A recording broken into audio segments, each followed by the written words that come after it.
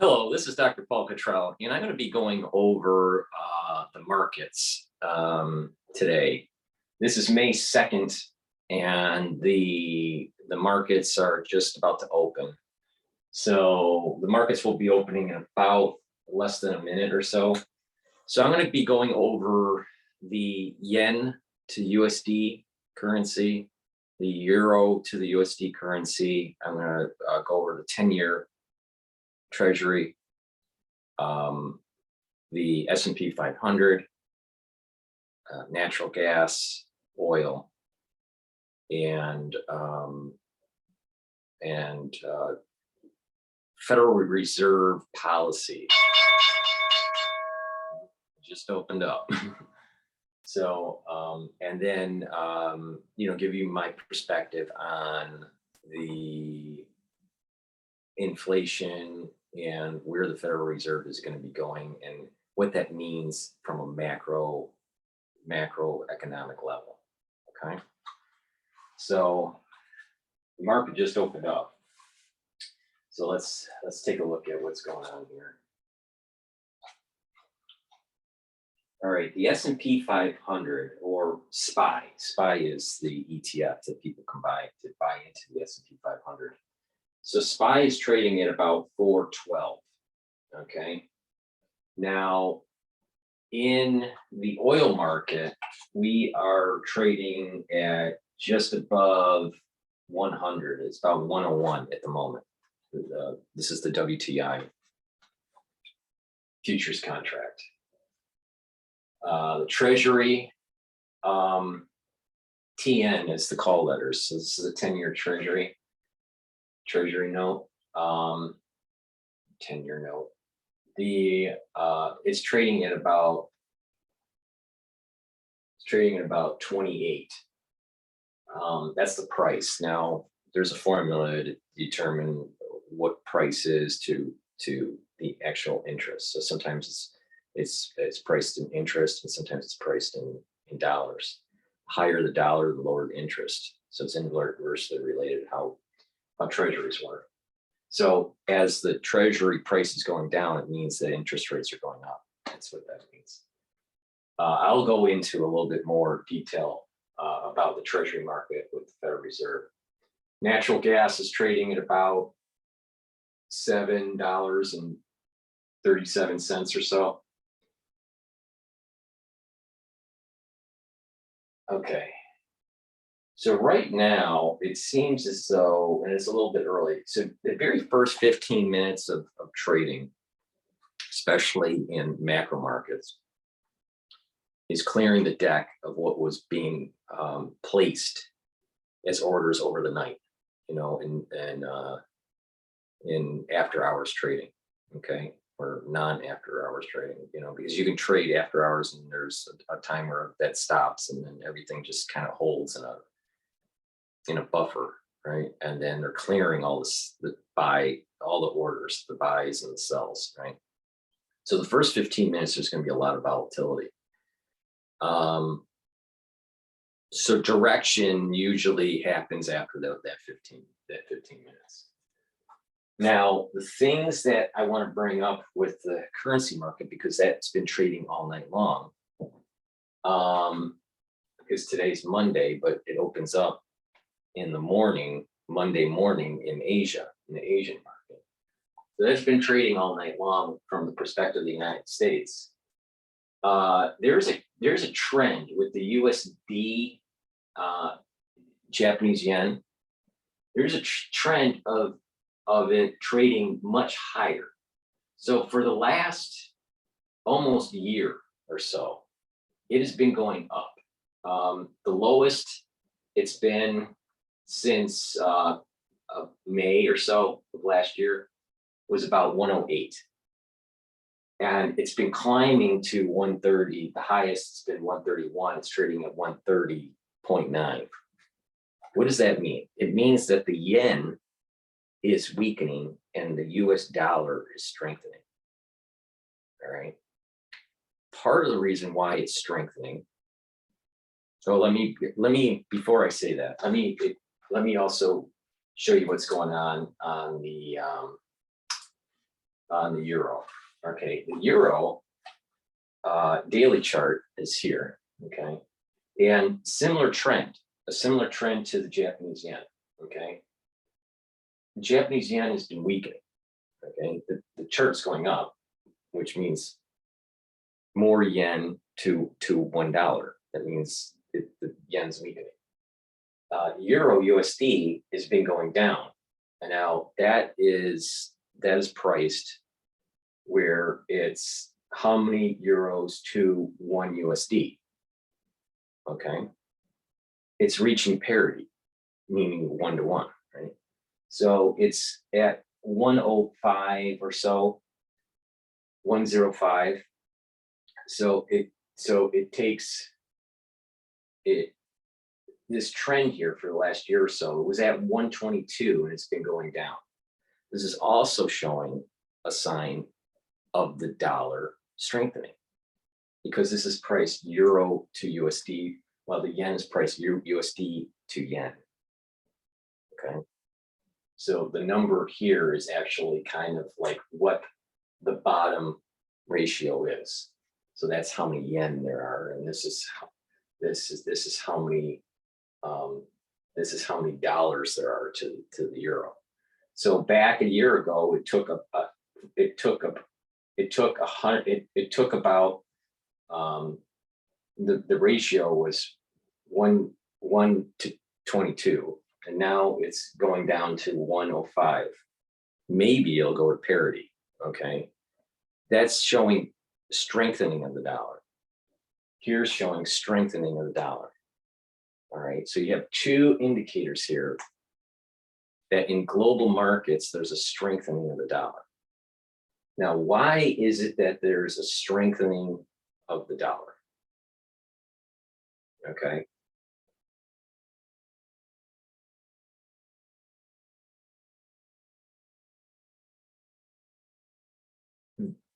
The Federal Reserve is starting to raise rates. They raise rates by they intervene in the market, but it's kind of like reverse QE. Everyone's been hearing about QE since Lehman. Quantitative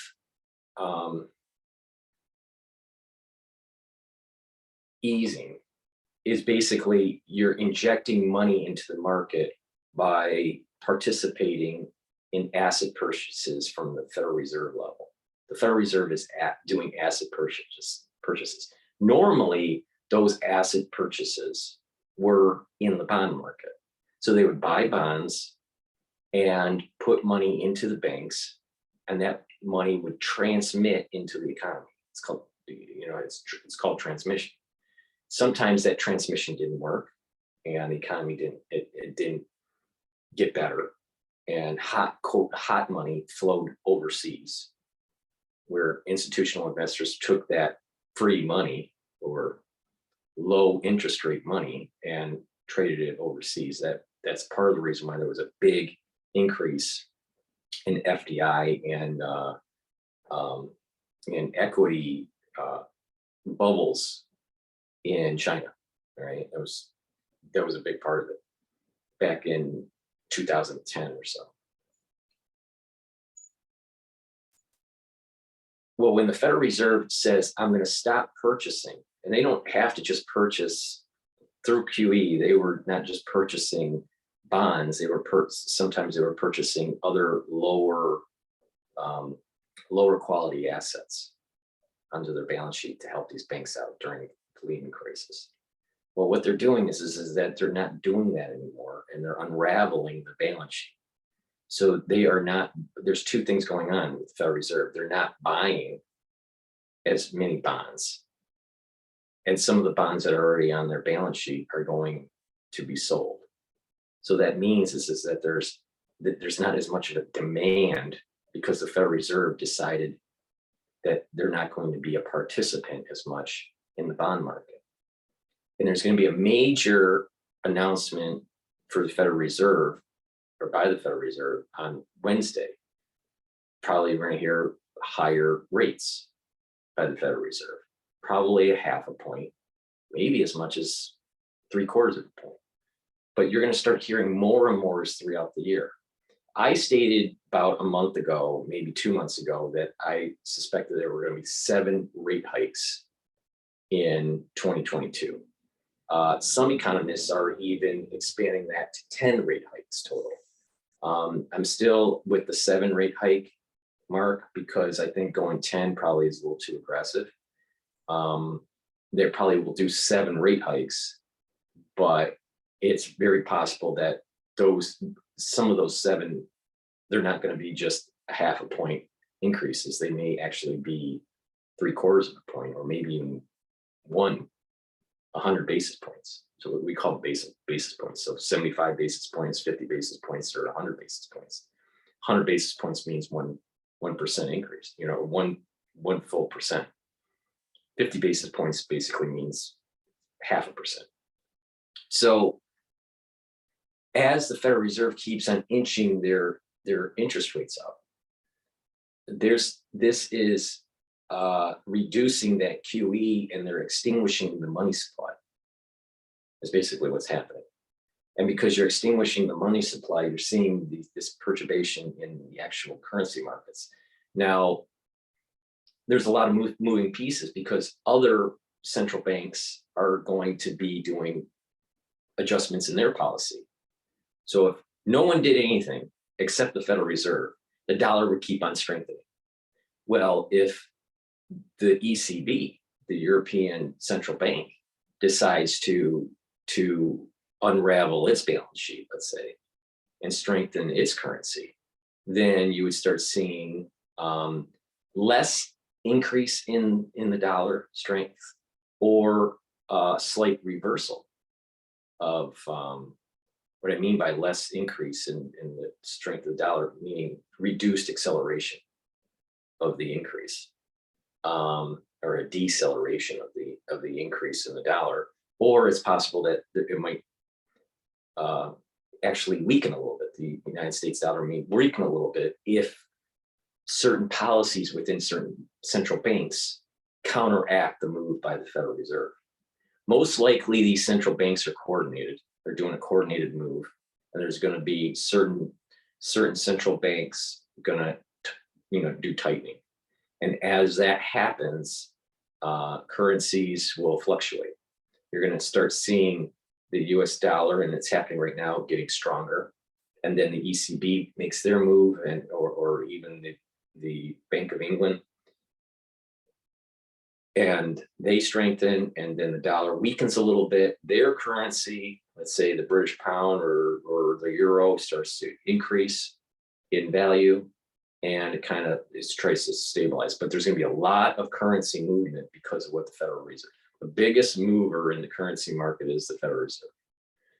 Now, what's interesting about Japan is that they've been in kind of zero-bound interest rates, and they've had a very suppressed currency for a long time, 10 years or so. All right, meaning that, not suppressed. I should have used the word strengthened. What I mean by suppressed is the actual price relative to the USD was lower. But the point here is that for the last 10 years or so, there's been a very strong yen. All right, in the range of 105. It went all the way during Lehman. It went all the way down to 88. When I remember, when I had all these different positions during the Lehman-like crisis. So, and then what happens is sometimes the banks come in and intervene in the currency markets directly and knock certain positions out, because the larger institutional investors, they put a position in, and they have an upper limit and a lower limit. And if it gets out of that, they will close their position. Well, the central banks can intervene in the market and create these huge spikes in volatility, and it shakes out some of these institutional investors. That's short-lived, but the longer term is to actually intervene in the bond market. Now, what's happening here is that the strength of the Federal Reserve is strengthening the dollar. All right, they're market participation or lack thereof, by not intervening in the bond market, or they're selling off assets into the market, they are strengthening of the dollar, which by definition will weaken the yen. But the Japanese is a unique case because they've been in this kind of like balance sheet recession, zero bound interest rates, very strong yen for a long time. So they need a little bit of weakening of their currency. One, it helps with their exports, and two, they they have a means to try to get out of this deflationary spiral that they've been in for a long time, since 1992. So they may not intervene, and so there may be an increase in this disparity between the dollar and the yen, while the ECB and the Bank of England probably will intervene and kind of normalize this differential. It doesn't mean that the BOJ will not intervene at all, but I think that they're going to let this thing ride a little bit and weaken the yen. Now, the problem comes in is that you have a lot of retirees, and a lot of retirees have yen savings. Well, if the retirees have yen savings and there's some sort of inflationary pressure in their society, which I suspect there is, then that means that those retirees have less money, buying power, than they had a year ago or 2 years ago. So, and that population is getting older. So that is a social dynamic that's very unique to other areas of the world, that a weakening yen is actually bad for the retirees. It's better for the exporters like Toyota.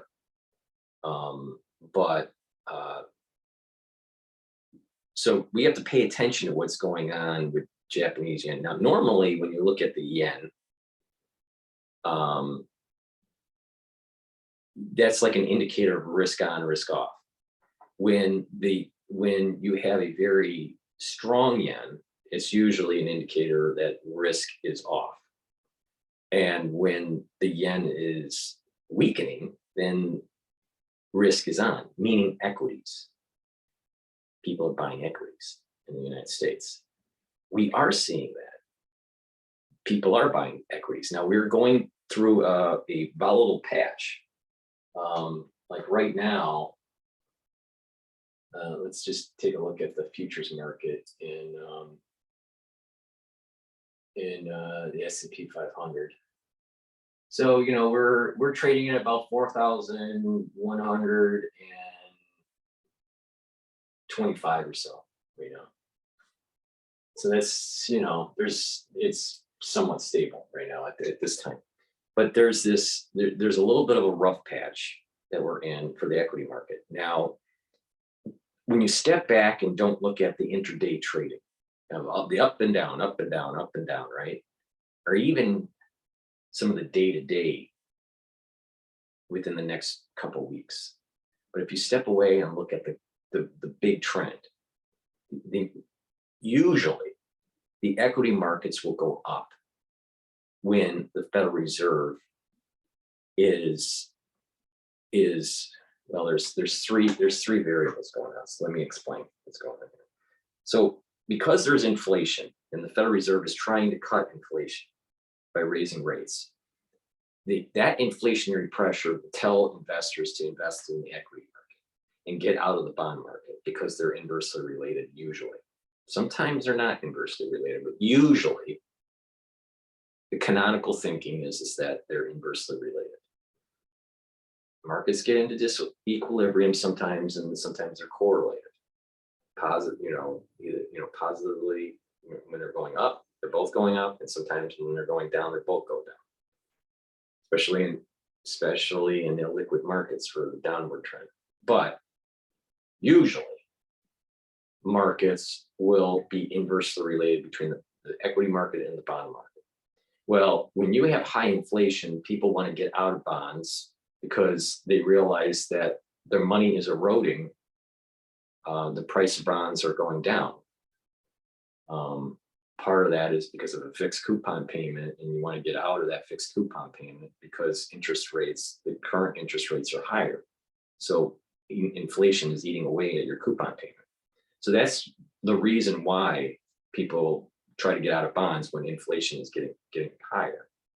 So that force is going to move investors when you're looking at monthly trends and weekly trends into the equity market. Well, all right, that's the inflationary component. Then you have the Federal Reserve coming in and saying, I'm trying to cut down the inflation, which is also long-term a good thing for markets, because from the perspective of the equity market, they're going, okay, you're going to be raising rates. The cost to borrow is going to be higher. That means that the treasuries are going to have a higher rate, and therefore they're pushing up the curve. That the Federal Reserve is shifting the curve upward, and that will be another driver to move into the equity market. Okay, now again, there's always that, short-term, mid-term, long-term aspect. Nothing is monotonic, meaning it's just going to go all upward or all downward. In the early phase of this, people are going to be moving in the equity market. Now, when the Federal Reserve starts to raise the rates too high, and this is the reason why the Federal Reserve is only doing 50 basis points instead of, let's say, 100 basis points, is that if they slow down the economy too fast, by pulling too much money out of the market, then the equity market will start to sell off. And the beginnings, there's going to be the beginnings of what's called regime switching, but the beginnings of this regime switching to go back into the treasury market, because people are fearful of the equity market, even though it's high interest rates. But it's just switching. It's kind of like watching water slowly turning into ice. All right, there's a transitional point there, right? That's kind of that point. A little bit could make it still water, a little bit could make it ice in terms of temperature. So when you have that happening,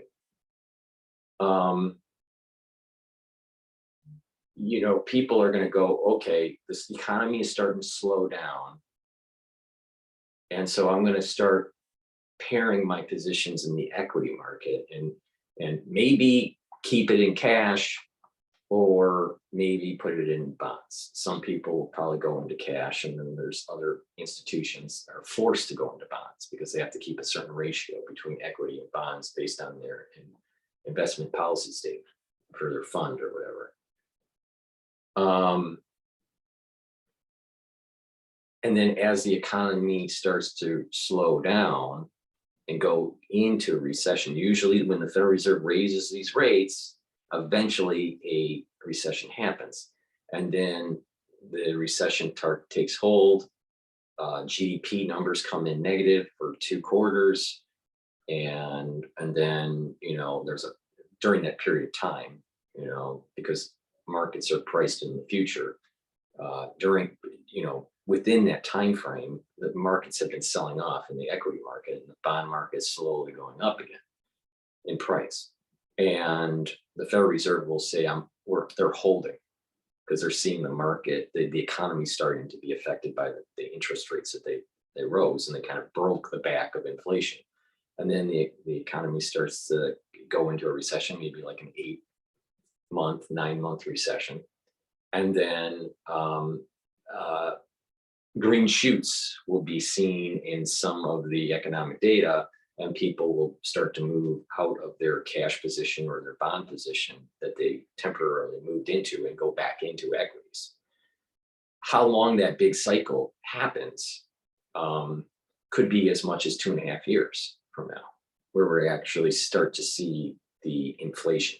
Now, there's some economists that were interviewed on Bloomberg today, analysts, that are suggesting that the inflationary pressure, that inflationary pressure that the Federal Reserve is trying to slow down by raising interest rates will eventually create a recession in 2023.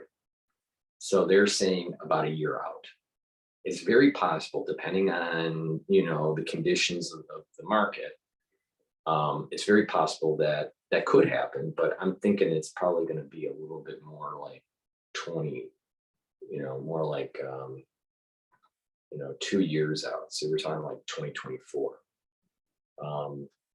But it's possible that we go into a recession in the beginning or mid 2023. I'm thinking more in the end of 2023, or more into the maybe first quarter of 2024. Now you got to remember the economic definition of a recession: 2 consecutive quarters of negative GDP. And it could be short-lived or it could be long-lived. We don't know. So there's a lot of there seems to be a lot of capacity within the market to be able to absorb the moves that are happening at the Federal Reserve. So long-term trends, monthly, weekly trends in the S&P 500, you're going to see an upward trend. Now, how does that play with what's going on with Ukraine? Okay, so they have, I want to talk about oil for a second here. So the oil market is trading now at 100, up 101 right now. Okay, so there's been it went up to about 130 or so,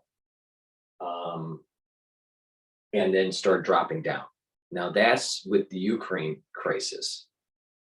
There may be some oil embargoes that are going to be taking place, shutting down of natural gas lines, because of the whole Ukraine crisis. That will be additional pressure for higher future prices in the oil and natural gas market.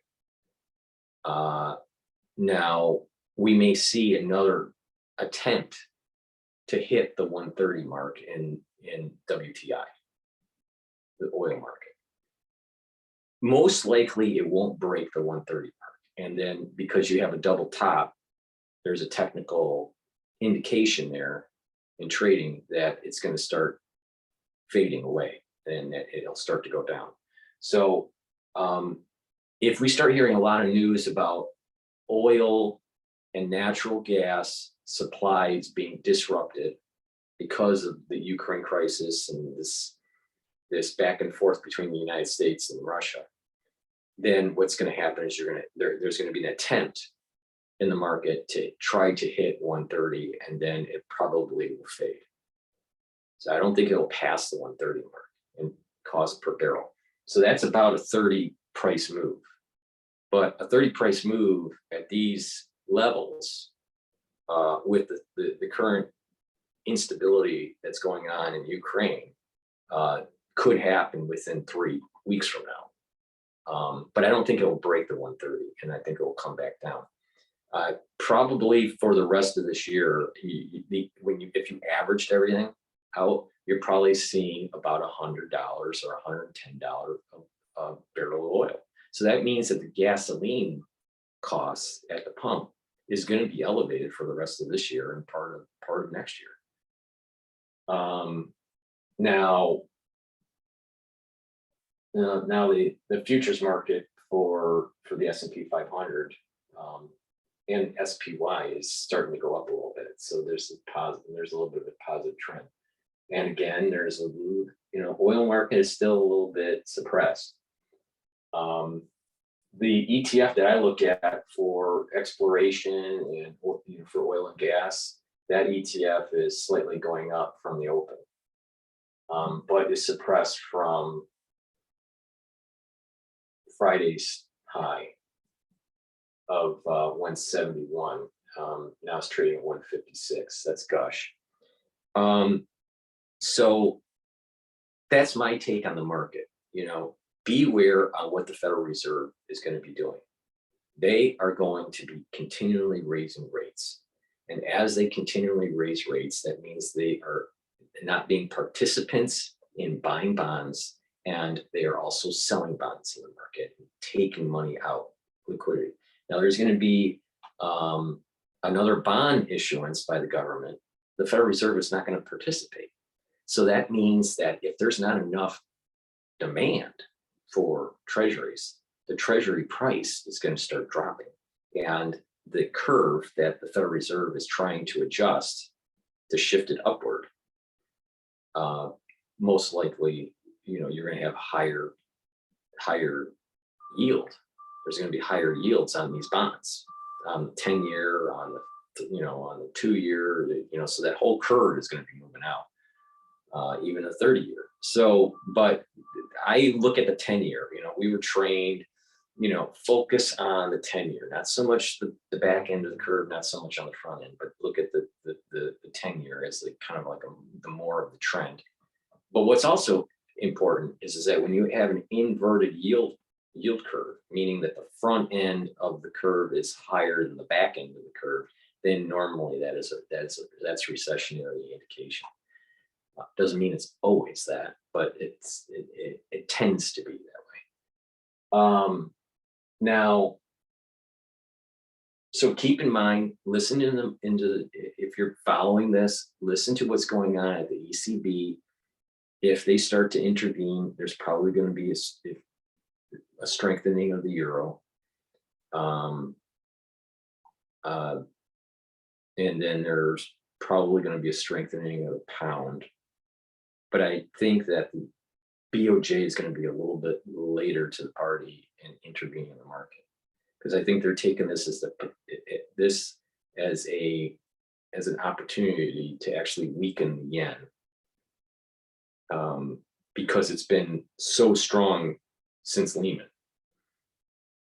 It dropped all the way to 88, maybe even the high 70s, but 88 or so, and then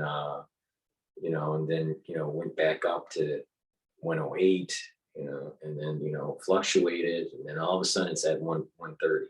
So, but it hurts the retirees in Japan that have just cash, or just yen in savings. So you have a big part of the population that's hurt by this non-interventional policy by the BOJ. So we'll see what happens with that. There's an additional dynamic in Japan that the United States does not have. But what we're seeing in the currency market is a strengthening of the dollar, a weakening of the bond market, the treasury market, a shift of the yield curve, and a strengthening of the equity market. Now, that doesn't mean at any particular day you may have a 500 or 600 point loss on the Dow, but the overall trend is going to be going into equities, because if you're a money manager, you're managing a portfolio and you have clients, you have to show yield to maintain those clients, or they're going to move their money out of your fund. And if there is a Federal Reserve that's raising rates and causing bond markets to sell, you're not going to invest in the bond market. And where are you going to be able to put your money? Well, it's going to be in the equity market. Now, certain funds invest on a macro level, certain funds invest on a micro level, meaning like individual stocks. Or some funds invest in certain percentage of the portfolio into ETFs. I'm more of a macro guy. I'm trained more in futures and the currency markets and the macro trends. Individual stock picking can be done, but there's this added idiosyncratic, what we call idiosyncratic risk, that it's hard to diversify out of a portfolio. And if you invest in, let's say, the S&P 500, you have an averaging of all that idiosyncratic risk, and therefore you're not as exposed. and you just have what is called systemic risk. So you just have the systemic risk issue. But when you invest in individual stocks, you have idiosyncratic risk, which is very specific to the company. Let's say Facebook does something that people don't like and people sell off Facebook. That's an idiosyncratic risk. But those stocks also have systemic risk. So your risk that you're taking when you're buying individual stocks is actually higher. And this is part of the reason why the gains could be faster on buying individual stocks compared to, let's say, buying the market in an ETF.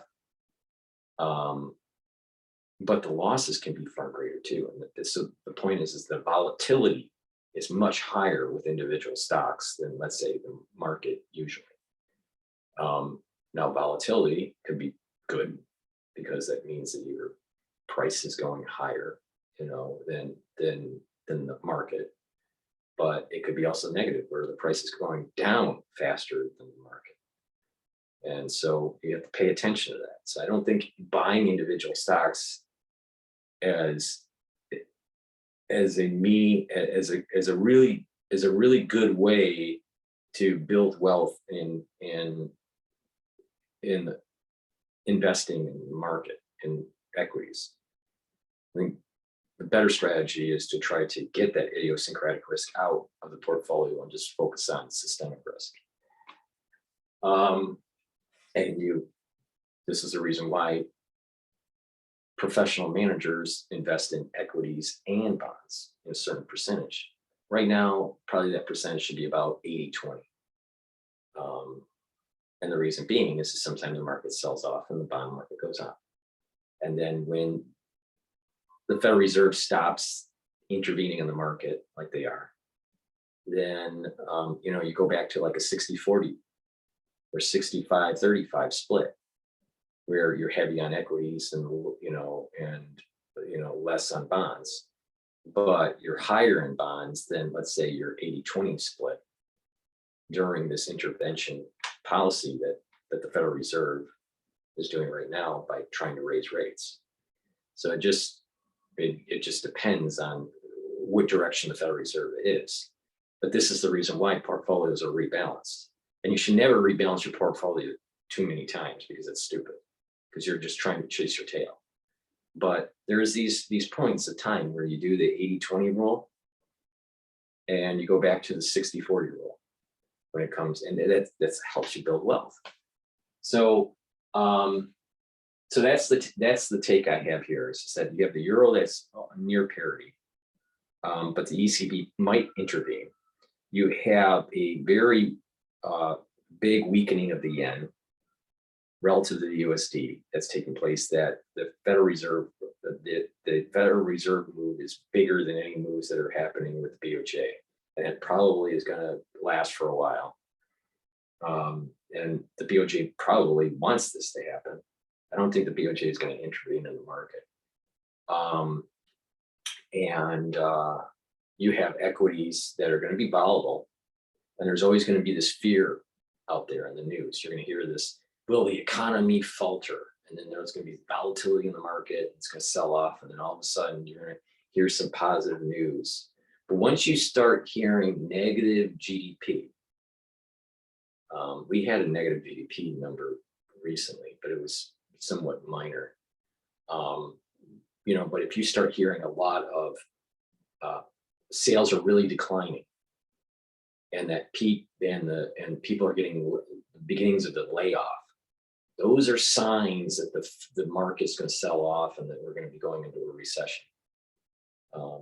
There are indicators that you can listen to, news bites that you can listen to and say, well, wait a minute, the market's probably going to sell off. But right now we have very low unemployment. People are still spending, but the question is how much spending will start to slow down because of high gasoline prices. If oil keeps on staying elevated at the $100, $110 level per barrel, then you're still going to be paying $4 to $5 to $6 at the pump to fill up your gas tank. And that's that's a big chunk of many people's income, because you have to do that once a week or sometimes twice a week. So that eats away at your disposable income. And because this inflationary pressure started, actually it started about a year ago, but people really are feeling it in the last 6 months. They haven't been able to adjust their income levels accordingly, through raises or whatever, changing jobs. So there's going to be a big part of the United States worker that is being affected by higher cost of gasoline, and they don't have an increase in their income that's that is helping alleviate the actual inflationary pressure that they're seeing at the grocery store or at the gas pump. That's going to take a while. It's what we call, and these prices aren't going to go down. In economics, we call it price is sticky, right? So once something goes up, it ain't going to go back down to any severe degree. So everyone's income level will have to be readjusted. Now, some people's income level can be adjusted quicker than others, but we're going to probably see the equity market rise throughout the year, and we're going to see the increase in rates by the Federal Reserve, which means that the borrowing costs for people are going to increase. As the borrowing costs increase, then the economy will start to slow down. People won't be buying new homes because the mortgage payments are too high. New home sales won't, a new home build won't happen because the cost to make it is too high. And there's going to be the slowing down, eventually the slowing down of the economy, and that inflationary pressure will start to go down, and it'll start to go into, a minor deflationary condition, which is what is needed to stop the inflation of 8 to 10%. But we're most likely going to see higher rates for the next 20 years. This idea of low interest rates or the Federal Reserve being near zero bound, it's gone. It's gone. That is gone. We're for the ones that are like my age, in let's say early 50s, the next time you see that is probably when you're 80. So we're back to rates that were like the 70s and the 80s. During the Reagan administration kind of thing. But first we have to break the inflationary spiral that's happening. The spiral is slow in the United States compared to other countries, but it's going to happen. So that's my take on the macro part of the economy.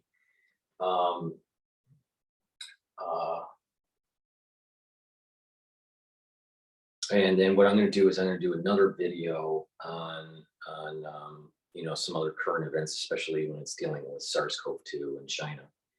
So please, please subscribe to all my channels. All right, I have 6 different channels. 3 of them are on YouTube. I have a new YouTube channel because one of my channels were nuked by YouTube 2 or 3 days ago. And it's slowly getting repopulated. So please subscribe to all the YouTube channels that I have so you can be a part of the live streams. I have people calling in, and we talk about current events or whatever you want to talk about. So it's kind of like a Q&A kind of session. And YouTube allows me to do that. So it's important that you subscribe to all those YouTube channels. I also have Rumble, Bitchute, and Brighteon. My content is backed up there, so you can rewatch that stuff. It's important to preserve the record. Now, if you would like, it would be nice to be able to go to Patreon. I have a Patreon account. go to Patreon and subscribe for a nominal fee to help support my channel and my coverage. You know, I think I have a unique perspective on where the world's going, and I think that it's important for people to hear. But if people don't support, there is no reason for me to do this. You know, so it's so please subscribe to the channels. Please go to Patreon and subscribe there, and help support the channel by being a subscriber. You can also go to my website, the-studio-reykjavik.com. All the links are in the description of my videos. So just click the links, and you can donate on the homepage through Stripe or PayPal. That also helps support my work. Better yet, please go to my store, the-studio-reykjavik.com, and you can purchase health products. These health products boost up your immune system. They bring down inflammation. They bring down reactive oxygen species because they're very strong antioxidants. And there are vitamin supplements that will help you slow down the aging process. I have talked about this many times, that if you use certain supplements on a regular basis, such as C60, nano silver liquid, ashwagandha, resveratrol, clarity factor, turmeric, that you will slow down aging. For example, I have different liquids, right? I have a 35 ppm nano silver liquid, a 14 ppm nano silver liquid, and a 30 ppm nano silver liquid. And by taking a teaspoon or a tablespoon of this a day, it's neutralizing pathogens, and it's helping to boost up your immune system because you're not chronically infected. I have a probiotic by Boomer Boost that's in a powder form, and by Amnio Life that's in a tablet capsule form. And repopulating your gut with the proper probiotic will help with metabolism, help with energy, and help with maintaining good gut biome.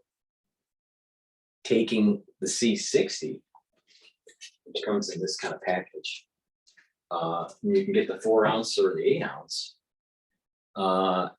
C60 is a very strong antioxidant where you bring down that reactive oxygen species and prevents that inflammation and prevents that mitochondrial reduction or a lack of ATP creation. You need mitochondria to help produce energy. By bringing down that reactive oxygen species through taking C60, you're boosting the health of your mitochondria. You are bringing up your ATP, and by having more energy, your body will heal. It's like a life force, right? You know, ATP is a life force. If you don't have ATP, you're going to die, right? So it's having a very healthy level of mitochondria. You will have better levels of ATP, and you will age slower. On top of it, by taking the turmerics, you're bringing down that inflammatory response. And you couple it with D3, which I sell, and you couple it with K2 and K7 and ashwagandha, which helps to control glucose levels. You're actually in a really good position on reducing cardiovascular disease. Why?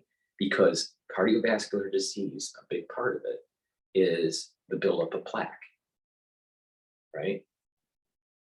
Arteriosclerosis. So when you have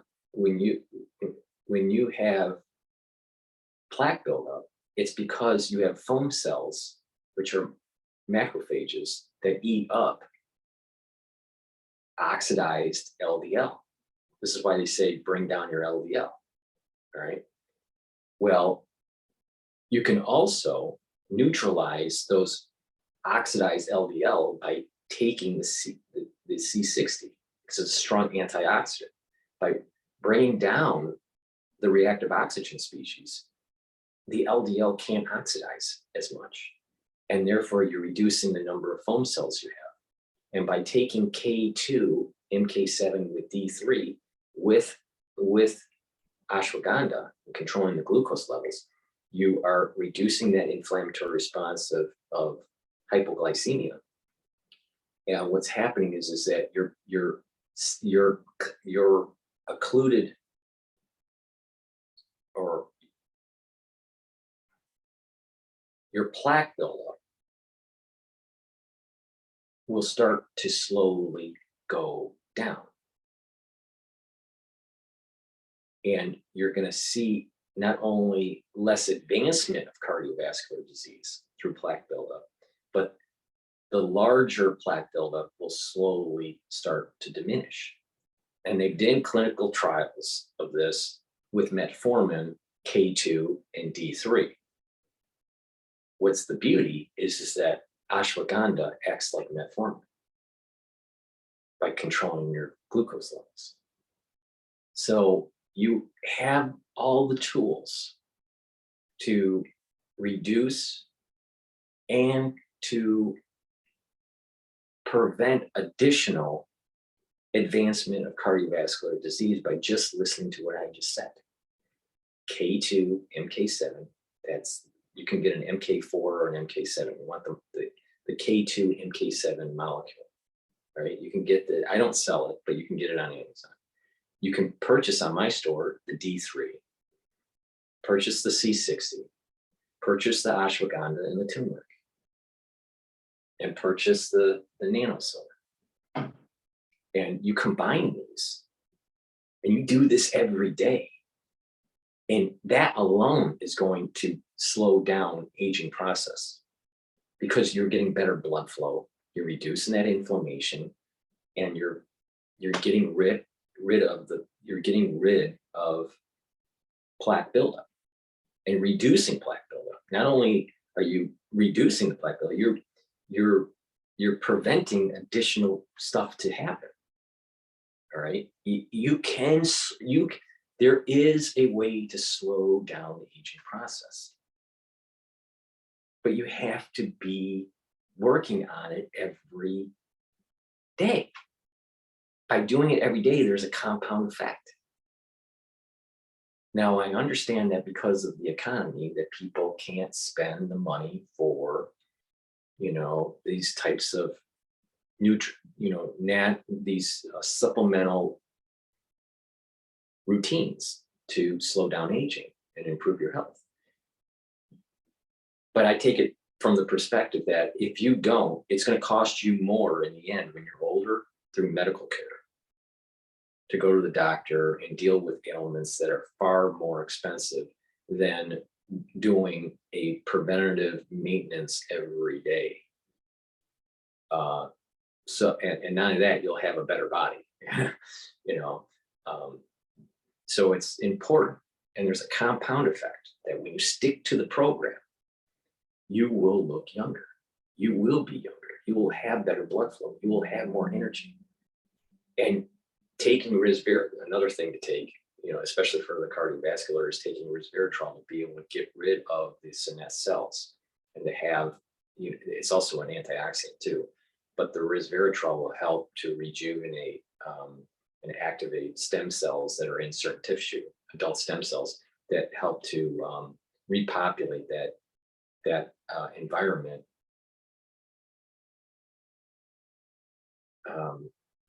and get rid of the cells that have been senesced, that kind of like stuck in they don't grow and they don't die. They just kind of sit there, right? And if you get rid of those and new ones are regenerated, the average telomeric length in that tissue is actually less, or is the length is more. And because the length is more, then that means your average age is related. Molecular age is related to the length of the telomere. So if you're repopulating from adult stem cells, the average length of the telomeres is longer. And because of that, your age, your molecular age is younger.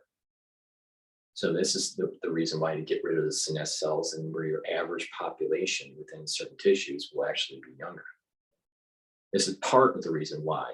It's not the only reason. Part of the reason why doing this type of program, actually people look younger, because their telomere tissue signature is longer. You have more wick. You know, as the cell divides, the telomeres get shorter and shorter and shorter. So that's one part. Good blood flow is another part. That's why I said this cardiovascular health is very important to pay attention to. I also sell a clarity factor, where it helps with the getting rid of brain fog, but and you're allowed to concentrate. It gives you this concentration. I take it twice a day. Take it in the morning and take it in the afternoon. And what's going to happen is you're going to have better focus on your work and your studies. So if you're a student, taking clarity factor is really important. If you know, but a lot of people are doing computer work and they need focus and all this. Taking clarity factor will allow you to do that, especially if you take it twice a day. But because you have these, you're increasing your ATP through this protocol, and you're taking the clarity factor to have that concentration and neuron firing, you are slowing down the what we call depression in neurological activity. By boosting up your mitochondria, it's going to create more ATP in those cells and allow for neurotransmitters to be released, and metabolic functioning of the neurons to be better. When you have ATP go down and mitochondrial health, when you have mitochondrial health going down in a neuron, you have less firing. When you have less firing, then you have regression. You have the dendrites regressing, and you don't have as many connections between neurons, and you literally get dumber. I mean, this is part of aging. This, when you're talking about neurological aging, this is a big part of it. It's not the only part of it. It's a big part of it. Another part of it is that getting rid of unfolded proteins through lysosomes starts to break down, and you start building up what is called lipofuscin in cardiac tissue, but also in neural tissue. So if you do these things, though, you have more energy and you have more firing of these neurons. And by having healthier neurons, you're slowing down the lipofuscin that is starting to accumulate. So please go to my store, get the products that I offer. They're really important for your health. And I have curated different anti-aging boxes at different price points to get people started on that program. But you can also purchase individual products if you want. Please go to the store, the-studio-reykjavik.com, to help support my work. Thank you for listening, and have a nice day.